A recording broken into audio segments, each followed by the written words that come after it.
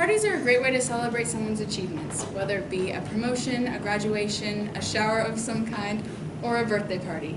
And a surprise party is a great way to plan something for your friend to show that you are proud of their achievements and that you truly care about them. I personally have thrown many surprise parties in my life. I've been a part of them and I've gone to them, so I know what kind of works and what kind of doesn't. And you guys will probably all have to plan parties as you get older for your friends, family, siblings, and even one day your spouse and children. So these tips hopefully will be able to help you. First, starting off, we're going to do the invitations, then we're going to talk about decorations and food, and finally how to keep it a surprise and actually make it work. First, starting off with the invitations. If you go to the store, you can purchase invitations that are already pre-made, and they typically ask you the same questions. Who, what, when, where, and why. Today, we're going to throw a fake party for Chopper, a surprise birthday party, and that answers two of the questions. What is it? It's a surprise party, and who's it for? Chopper. But the other question of who is who are we inviting?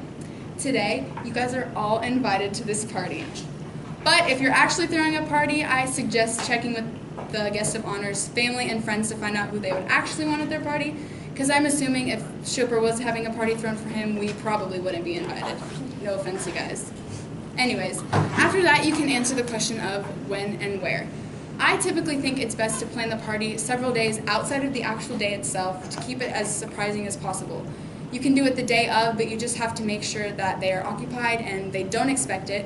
Or you can do it several months later, but that just kind of seems weird. Even though it is surprising, it just doesn't make a whole lot of sense. The next step is where the party is going to be held. Obviously today it's in the classroom, but it can honestly be anywhere depending on how extravagant you're willing to go. Typically you can throw it at somebody's house. You just have to make sure you keep in mind where you're going to hide people, where you're going to hide vehicles if that becomes an issue, and anything like that. So once your invitation is filled out, you can send it to your guests, and please RSVP, but you're already here so it doesn't matter. And then you move on to decorations.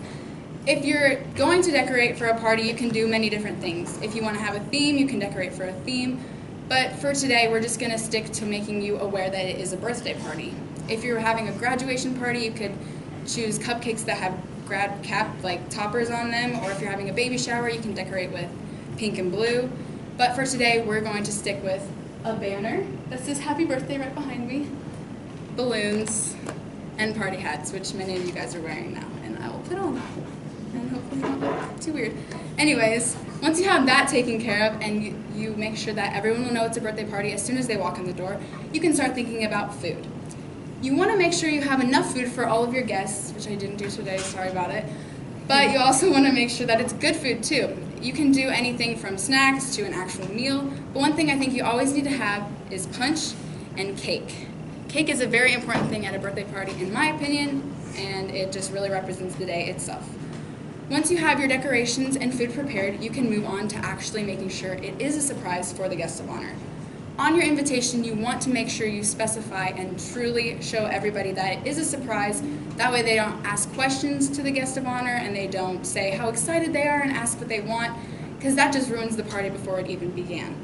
You want to make sure everyone has a place to hide. Everyone has a place to hide their vehicles, like I said before, if that's a problem. And you want to make sure the guest of honor is occupied beforehand. So once they arrive, they are surprised.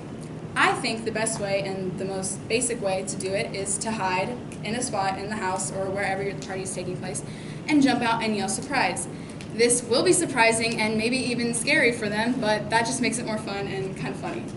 So with these 3 steps, making your invitations, getting decorations and food, and keeping it a surprise, you should be able to throw a successful surprise party.